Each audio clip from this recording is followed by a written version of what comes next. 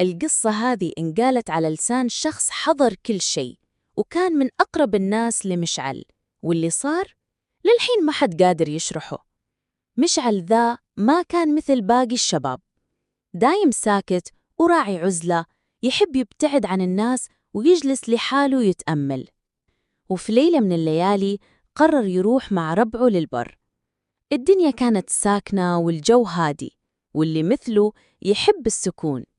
بعد ما ثبتوا خيمتهم قال لهم: أنا بتمشى شوي، أبقى أوخر عن الزحمة، 10 دقايق وبرجع.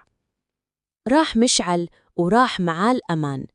مرت 10 دقايق، نص ساعة، ساعة كاملة ولا رجع. قاموا ربعوا ينادون يصارخون: مشعل وينك؟ ما في صوت ولا أثر، كأن البر ابتلعوا. جات فرق البحث وكشافات وناس تمشط المكان، ولا أحد لقاله أثر، لا طقم ولا بصمة ولا حتى نفس. كلهم قالوا انخطف، يمكن ضاع. بس ما حد قال الحقيقة إلا اللي يعرف أسرار البر. وبعد يومين رجع مشعل، رجع يمشي لحاله، عيونه حمر ووجهه شاحب وثيابه وسخة كأنه طالع من تحت الأرض. أمه صاحت عليه وتبكي: وينك يا يمه؟ وش صاير؟ وراح يقول بصوت ما هو صوته: أنا مو مشعل، ومشعل للحين هناك. ويضحك ضحكة ما هي ضحكة بشر. الكل تجمع حول مشعل، يبون يفهمون، يبون يسمعون منه وين كان، وش صار، وليه يتكلم بصوت ما هو صوته. بس هو جالس ساكت، يطالعهم بنظرات ما تشبه نظرات ولدهم. أبوه قرب منه وقال: يا ولدي، وش فيك؟ تكلم، خوفتنا عليك.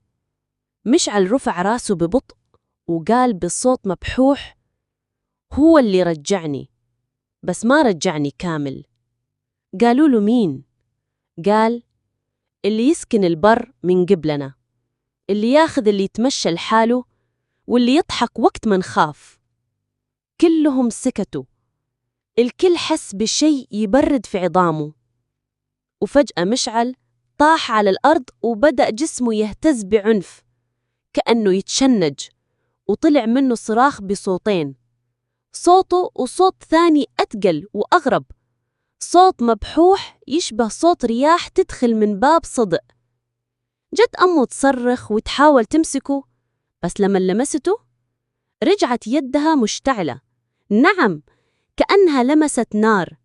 وهو يطالعها ويقول: قلتلك أنا مو مشعل. وطاحت الكهرباء وكل شيء صار سكات.